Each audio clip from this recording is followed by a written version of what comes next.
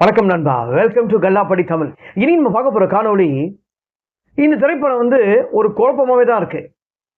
ஹிந்திலேருந்து Tamil remake பண்ணிக்காங்க, இல்லை ஹிந்திலேருந்து தெலுங்கில் ரீமேக் பண்ணாங்களான்ட்டு ஒரு முடிவுக்கே வர முடியல. ஆனால் ஓருக்கு முடிவுக்கு வந்திருக்கு.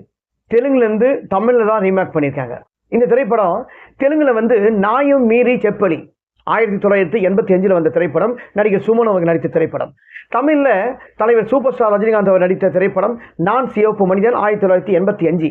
இது ஒரு மாஸ் ஃபேஸ் ஆஃப். ரீமேக் என்ன different? Let's come back to the remake comparison. Video மறக்காம முழுசா ஸ்கிப் பண்ணாம பாருங்க.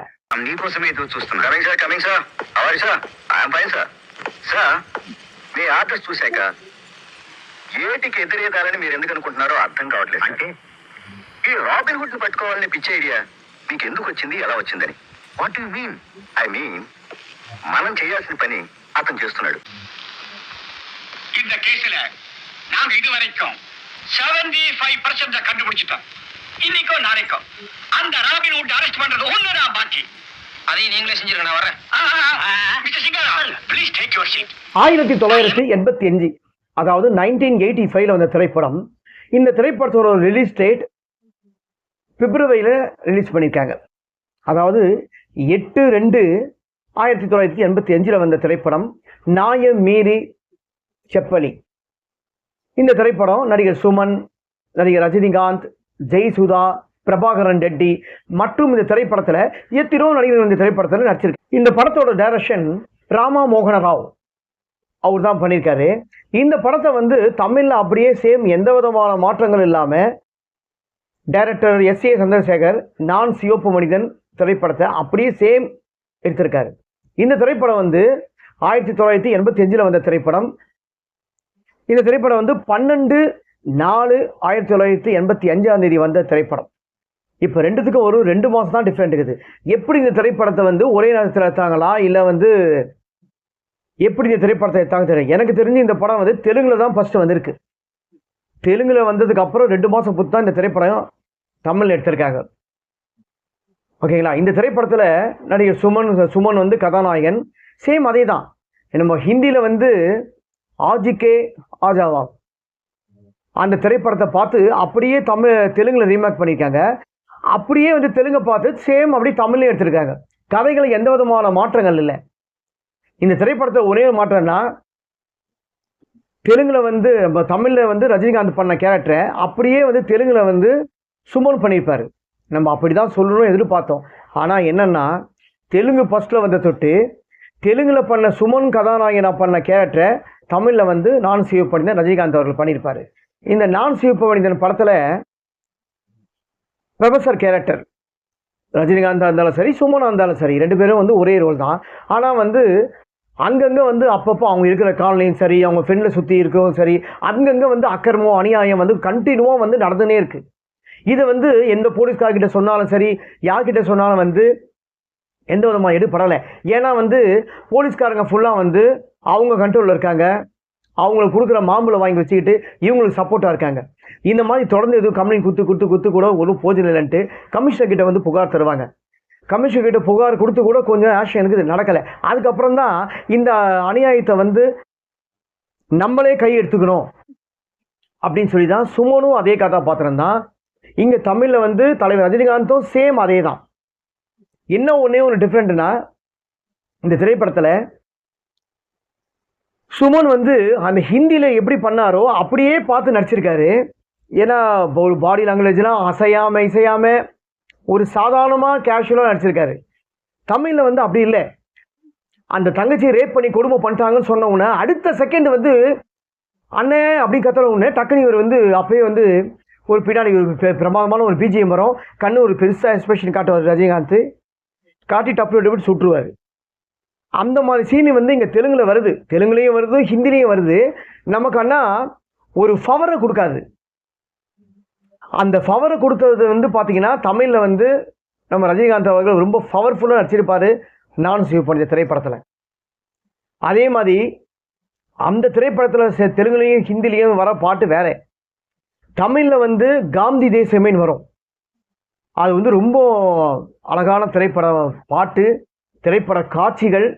ரஜினிகாந்த் அந்த படத்தில் வந்து ரொம்ப நல்லா நடிச்சிருப்பார். ஏன்னா நாட்டுப்பற்று சம்மந்தப்பட்ட ஒரு பாட்டு. அந்த பாட்டில் வந்து ரஜினிகாந்த் அவர் ரொம்ப அருமையாக நடிச்சிருப்பார். அந்த பாட்டில் இந்த 2 நடிகருக்குமே வந்து சரியாக பண்ணலன்னு தான் என்னோட தனிப்பட்ட முறையில் என்னோட கருத்து. சுமன் ஆகட்டும், ஹிந்தி ஆகட்டும், யாராக இருந்தாலும் அந்த பாட்டில் வந்து சரியான முறையில் நடிக்கலை. மற்றபடி நீங்கள் தெலுங்கையும் போட்டு பாருங்கள், ஹிந்தியும் போட்டு பாருங்கள், ரெண்டும் சேம் மாதிரி இருக்கும். இந்த ரெண்டுத்துக்கும் ஒரே ஒத்துமை இல்லாமல் இருக்கிற திரைப்படம் எதுன்னா, இதுங்க 2 திரைப்படத்தை பார்த்து அப்படியே எடுத்த திரைப்படம் நான் சிவப்பு மனிதன் தமிழில். அப்படியே டோட்டலாக சேஞ்சாக இருக்கும்.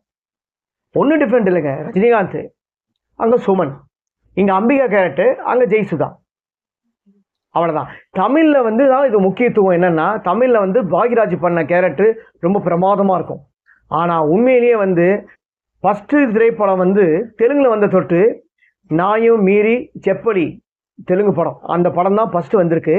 அந்த திரைப்படத்தில் சுமன் கதாநாயகன், அந்த பாக்யராஜ் அந்த கெஸ்ட் ரோல் கதாபாத்திரம் வந்து ரஜினிகாந்த் தான் நடிச்சிருக்காரு. அந்த சிபிஐ ஆஃபீஸராக வந்து வர்றது வந்து ரஜினிகாந்த் தான் நடிச்சிருக்காரு. ரொம்ப ஸ்டைலாக பண்ணியிருப்பார். அந்த வேர்களை சாப்பிட்ற ஸ்டைலு, வேர்களை சாப்பிட்டு அதுக்கப்புறம் ஸ்மோக்கிங் பண்ணுறது வந்து தூக்கி அவர் கண்டுபிடிக்கிற ஸ்டைலு சூப்பராக இருக்கும். சேம் இந்த நான் சிவப்பு மனிதன்லாம் பாக்யராஜ் பண்ணியிருப்பார். வேர்களை சாப்பிட்டு ஸ்டைலாக பண்ணியிருப்பார். ஸ்மோக்கிங் அவரும் பண்ணுவார், இவரும் பண்ணுவார். ரெண்டுத்தையும் இங்கே டிஃப்ரெண்ட் வந்து இங்கே இதில் பார்த்தீங்கன்னா தெரிஞ்சிருக்கும் உங்களுக்கு. வந்து அவ்வளோ டிஃப்ரெண்ட்டாக வந்து பண்ணியிருப்பார். அந்த செக்கி அதை வந்து ஒரு கொலை வந்து கண்டுபிடிக்க வருவார். பாக்யராஜும் ஜீப்பை விட்டு இறங்குவார், ரஜினிகாந்தும் ஜீப்பை விட்டு இறங்குவார். ரெண்டுத்துக்கு எப்படி இருப்பாங்க. அதனால தான் அவர் ஸ்டைல் சக்கரவர்த்தின்றாங்க.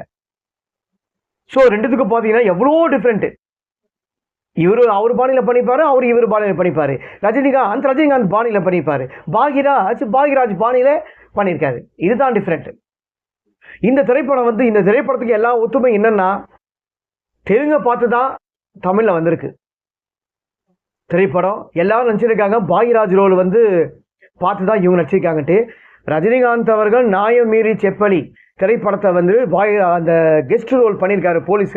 போலீஸ் கேரக்டர் பண்ணியிருக்காரு. சூப்பராக பண்ணியிருப்பார். ஏன்னா ஹிந்திலையும் அந்த கேரக்டர் வரும். அந்த ஹிந்தியில் பண்ண கேரக்டர் ரஜினிகாந்த் அவர்கள் அழகாக மாற்றி சூப்பராக நடிச்சிருக்காரு. அந்த கேரக்டர் தான் தமிழில் வந்து பாக்யராஜ் பண்ணால் நல்லா இருக்கும் அப்படின்னு சொல்லிட்டு பாக்யராஜை வந்து போட்டிருக்காரு எஸ்.ஏ. சந்திரசேகர்.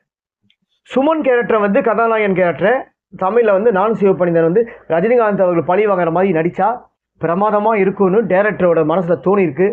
அதனால தான் இந்த ரோல் கதாபாத்திரத்தை அப்படியே மாற்றிருக்காங்க இந்த திரைப்படம். இந்த 2 திரைப்படத்தை நீங்கள் போட்டு பாருங்கள், உங்களுக்கு தெரியும். ஏன்னா இந்த 2 படமும் 2 மாதம் டிஃப்ரெண்ட்டாக தான் படம் இதுவாகுது. நாயுமிரி செப்பேரி வந்து பார்த்தீங்கன்னா பிப்ரவரி மாதம் 85, தமிழில் வந்து பார்த்தீங்கன்னா ஏப்ரல் மாதம் 12ஆம் தேதி 1985. இப்படிப்பட்ட அந்த திரைப்படம் தான். இந்த திரைப்படம் ரொம்பவே நல்ல திரைப்படம், ரொம்ப பிரமாதமான திரைப்படம். எப்போ எந்த காலகட்டத்தில் இந்த நான் சிவப்பு மனிதன் படம் பார்த்தாலும் நமக்கு போரே அடிக்காது. அந்த அளவுக்கு ஒரு சூப்பர் ஹிட்டான திரைப்படம், நல்ல படம். இப்படிப்பட்ட திரைப்படம் தான் ரீரிலீஸ் பண்ணாங்கன்னா இப்போ இருக்க 2K கிட்ஸ்ல இந்த திரைப்படத்தை பார்த்து ரொம்ப ஆச்சரியப்படுவாங்க. ஏன்னா அப்படி ரஜினிகாந்த் நல்லா நடிச்சிருப்பார், ரொம்ப ஸ்டைலாக இருப்பார் மெயின் இந்த திரைப்படத்தில். அதனால தான் 50 வருஷம் கடந்தும் இன்னும் வந்து 75 வயசு ஆகியும் இன்னும் ரஜினிகாந்த் அவர்கள் நம்ம மனசில் வந்து இன்னும் வந்து இளமையாகவே தோன்றாரு.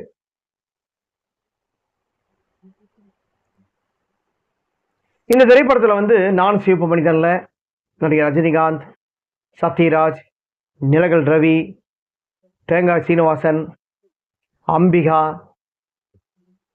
இன்னும் எத்தனோ நடிகர்கள் இந்த திரைப்படத்தில் நடிச்சிருப்பாங்க, மற்றும் பலர். இந்த திரைப்படத்தோட இசை வந்து உங்கள் எல்லாருக்கும் தெரியும். இசை ஞானி இளையராஜா ரொம்ப நல்லா பாடிப்பார். அந்த எல்லாருமே தெலுங்குனா பாட்டெலாம் நல்லா இருக்கும். பாட்டெலாம் காந்தி தேசமே, இன்னும் நிறைய டூயிட் சாங்லாம் இந்த திரைப்படத்தில் இருக்குது. ஓகேங்களா. எல்லாமே இந்த படத்தில் வந்து நம்ம இப்போ எதிர்பார்க்குற எல்லா அம்சமும் இந்த திரைப்படத்தில் வந்து எல்லாமே இருக்குது. ஃப்ரெண்ட்ஸ், இப்போ வந்து நம்ம பார்த்த காணொளி நடிகர் சுமன் அவர்கள் நடித்து சூப்பர் ஹிட்டான திரைப்படம். தெலுங்கில் வந்து நாயம் மீறி செப்பலி 1985 வந்த திரைப்படம். அதாவது பிப்ரவரியில் ரிலீஸ் ஆன திரைப்படம். சேம் தமிழில் நான் சிவப்பு மனிதன் 12ஆம் தேதி 4ஆம் மாதம் 1985 வந்த திரைப்படம். இந்த 2 திரைப்படத்துக்கு ஒரு டிஃப்ரெண்ட் என்னென்னா, ஒரு 2 மாதம் தான் டிஃப்ரெண்ட்டு.